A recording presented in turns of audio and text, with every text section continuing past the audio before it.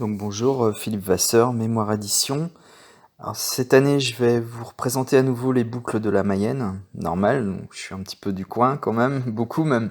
L'année dernière, j'avais plutôt fait une présentation en selfie. Cette année, j'avais plus envie de montrer les cartes et de montrer aussi la liste des équipes, donc sous forme de PowerPoint et puis de montage audio. Alors, les boucles de la Mayenne, elles vont se dérouler cette année du 26 au 29 mai 2022, donc c'est parfait pour ceux qui ont la chance de bénéficier d'un week-end prolongé de l'Ascension, puisque ça tombe effectivement en plein jeudi de l'Ascension, étant le 26 mai, et ensuite ça termine le dimanche 29 mai. Alors, depuis l'année dernière, la grande nouveauté, c'est que ces 4 jours sont 4 jours pleins, c'est-à-dire que c'est des étapes complètes. On avait toujours le jeudi soir le fameux prologue contre-la-montre très court en soirée à Laval, qui devait faire entre 2 et 3 kilomètres, il me semble, hein, contre-la-montre individuelle.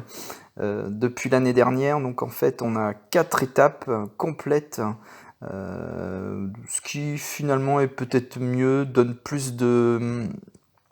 euh, plus de suspense, plus de bagarre, hein, parce que souvent il y a eu des éditions des boucles de la Mayenne où tout était figé dès lors que les leaders, les gros bras avaient pris possession des meilleures places sur le prologue.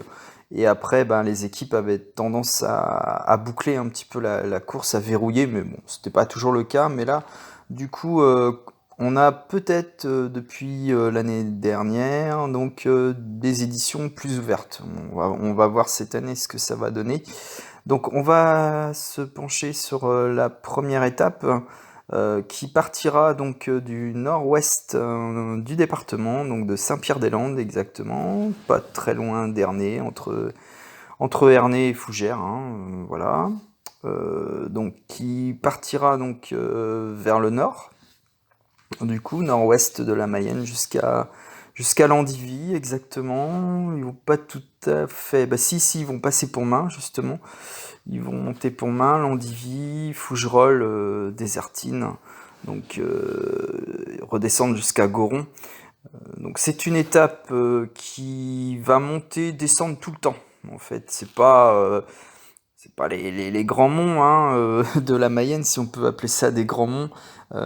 Mais ça, voilà, ça fait que monter descendre en fait, hein, sur plus de 160, 180 km même, sur 180 km, voilà, c'est casse-pattes. Mais bon, faut pas, avec arriver à Andouillé, donc là, par contre, ils vont redescendre après. Andouillé, donc c'est au nord de Laval, hein, c'est entre Laval et Mayenne, hein. Et donc il y aura un circuit fermé, donc ils auront à parcourir avec quand même la côte de Sergent-de-Mayenne qui peut faire mal quand même, hein. C'est une bonne petite bosse, montée vite, voilà, ça peut faire du dégât, mais bon, c'est pas l'étape la plus facile au niveau profil, c'est pas non plus la plus difficile. Euh, donc si ce n'est que voilà, comme je l'avais dit l'année dernière, hein, on est en Mayenne, hein, on n'est pas dans le Massif central ni dans les Pyrénées. Bon, on n'est pas non plus sur des départements type centre de la France. Bon, on a quand même chez nous, on a quand même des côtes, hein. Euh, donc peut-être des punchers ce jour-là vont sortir avant le sprint, hein, comme c'était le cas de l'année dernière d'ailleurs, puisque à Ambrières, il y avait eu une échappée qui avait été au bout, et Arnaud Desmar en fait avait réglé le sprint du peloton juste derrière. Alors on passe au jour 2, donc étape de 171 km, la plus dure, qui partira de Jubelin. Tiens, dis donc, Jubelin, ça me parle, ça, c'est pas très loin de chez moi, ça. D'ailleurs, je serai signaleur sur la partie Jubelin-Grazet, signaleur bénévole, parce qu'il faut aussi des bénévoles, c'est important, c'est une véritable organisation, hein, une course cycliste professionnelle comme celle-là. Donc là, ils iront vers Pré-en-Pail, hein. Donc là, ils vont faire tous les petits monts du coin. Là, on est plus dans le nord-est de la Mayenne. Donc Mont du Saule, hein, qui, bon, effectivement, des monts qui, ça monte bien, hein, sur 2-3 km. Montaigu, ça monte très très raide. Et puis après, une succession de 3 autres côtes entre Villepaille, Saint-Léonard-des-Bois, et pour finir sur le circuit fermé de Pré-en-Pail avec la montée 3 fois du mont des Avaloirs, hein, donc qui est quand même une montée très très raide. Alors sachant que quand même, à moins que ça explose, qu'il y ait vraiment des attaques, bah voilà, faut pas s'attendre non plus à ce que ça finisse un par un. Euh, Ce qui est peut-être plus intéressant que l'année dernière, l'étape Rennes, donc qui arrivait à Évron l'année dernière, qui était très concentré aussi en difficulté. Mais le problème, c'est qu'il y avait plus de grosses difficultés avant 30 km de l'arrivée. Donc, ce qui fait qu'il y a eu des regroupements et que ça avait finalement terminé au sprint à Évron, hein, sur une galette, hein, on va dire, sur Évron, Châtres-la-Forêt. Donc là, le, le circuit final est peut-être plus, comme il est plus raide, voilà, ça va peut-être pas forcément finir au sprint, quoique la dernière édition c'était en 2017 ou 2018, je sais plus, j'ai peur de dire une bêtise. Mais là, une chose dont je suis sûr, c'est que c'était Nasser Bouhanni qui l'avait remporté. Et Nasser Bouhanni n'a pas la réputation d'être le plus grand grimpeur au monde, hein. Donc voilà, bon, ça avait dû finir, il devait y rester encore 20-25 coureurs dans le groupe de tête.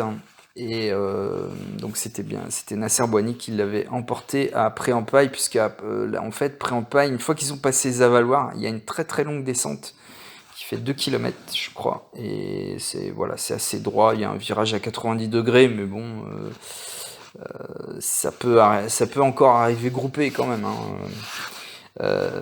Mais ça, s'il y a une étape où ça doit casser, ce sera bien celle-là, normalement. Le jour 3, donc, qui sera le samedi.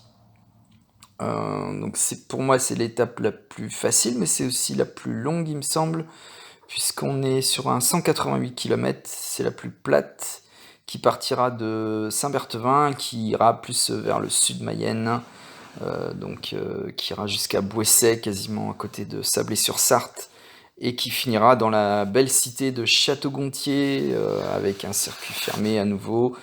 Bon là, normalement, je pense qu'il y aura, ce sera pour une arrivée pour sprinter, quoique, ouais, je pense quand même que ce sera une arrivée au sprint.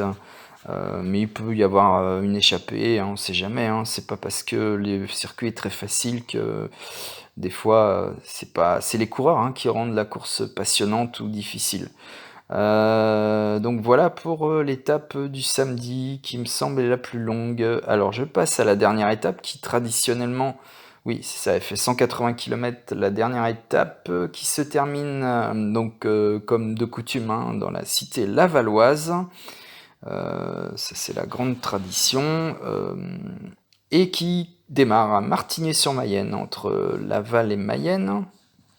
Et là, ils vont aller vers l'est du département, ils vont aller chatouiller, on va dire, tous les monts des Couévrons, là, vers Saint-Gemme-le-Robert. Donc ça, c'est des coins que je connais bien aussi. Je roule assez souvent sur ces routes-là, quand je suis en forme, on va dire. Isée, voilà, ils vont faire toutes les côtes Voutrées, la côte des Sources. Mont-Rochard, évidemment, un grand classique. Et par contre, après, bon, à partir de Voutré, je pense que là, on est encore, il restera 70 km à faire, je crois. Donc après, ça va être tout plat, hein, donc jusqu'à Laval, tout plat, c'est relatif. Ouais, il y aura pas il y aura des petites côtes, il y aura plus de grandes difficultés.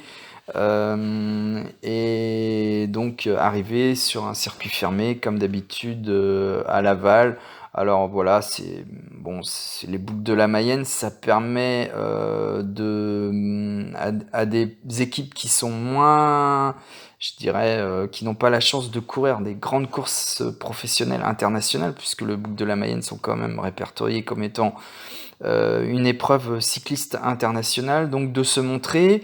Ça permet aussi à des équipes World Tour également d'aller chercher des points, d'essayer parce que les débuts de saison n'ont pas forcément été ce qu'ils espéraient, peut-être d'aller chercher des victoires qu'ils n'ont pas encore eues, ou encore d'asseoir une domination, hein, qui est déjà courue depuis le début de l'année.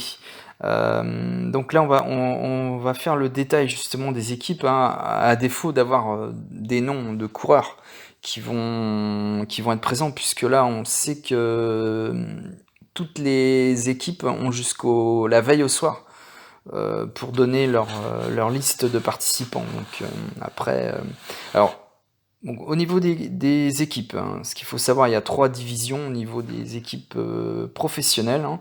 C'est un peu comme en foot, hein. Donc la première division, c'est le World Tour. La deuxième division, c'est l'UCI Pro Team. Et la troisième division, c'est l'équipe continentale. Voilà, donc on va déjà se pencher sur les équipes World Tour. Il y en a 5, hein, donc le UAE Team Emirates, n'est-ce pas, l'équipe de Pogacar, hein, quand même. Mais faut pas se leurrer, Pogacar, il sera pas là. Faut pas s'attendre à avoir les grands noms, hein, parce que la semaine suivante démarrera le Dauphiné libéré, le critérium du Dauphiné libéré. Euh, donc je pense pas que des favoris vont venir, à moins que peut-être pour s'affûter un petit peu, hein, pour faire voilà, hein, prendre du rythme, frotter dans le peloton. Euh, mais bon, je vois mal Thibaut Pinot être présent pour la FDJ.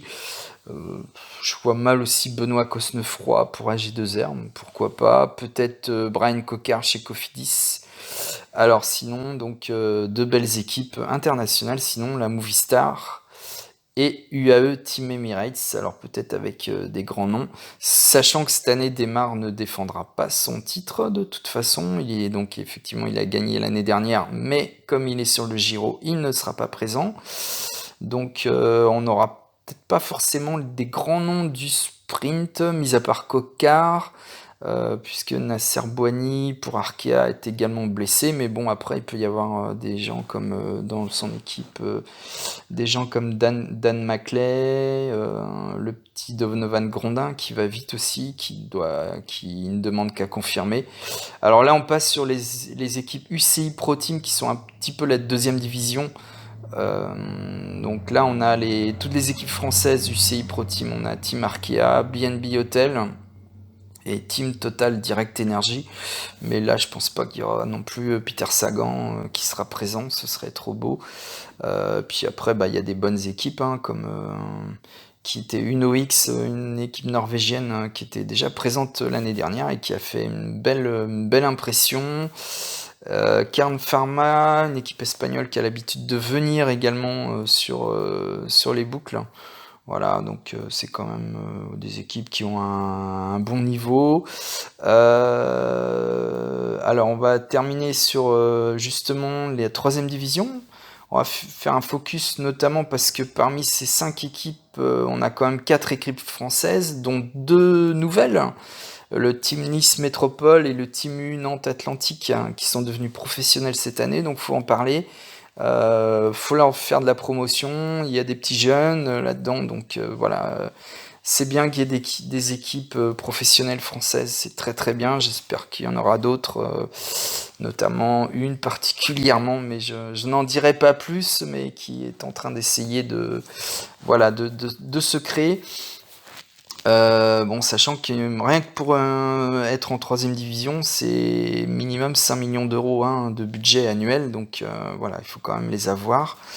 On aura Saint-Michel-Aubert 93 et Gosport Roubaix-Lille Métropole qui sont déjà qui sont déjà présents sur le circuit depuis un petit moment déjà.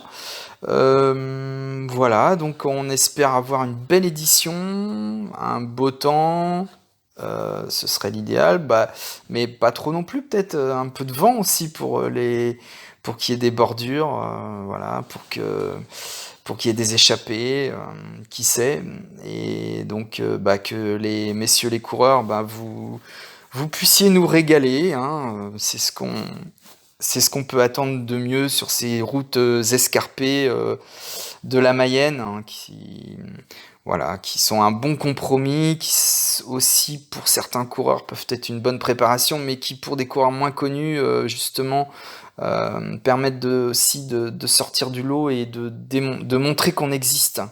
Voilà, c'était mon analyse des prochaines boucles de la Mayenne. À bientôt!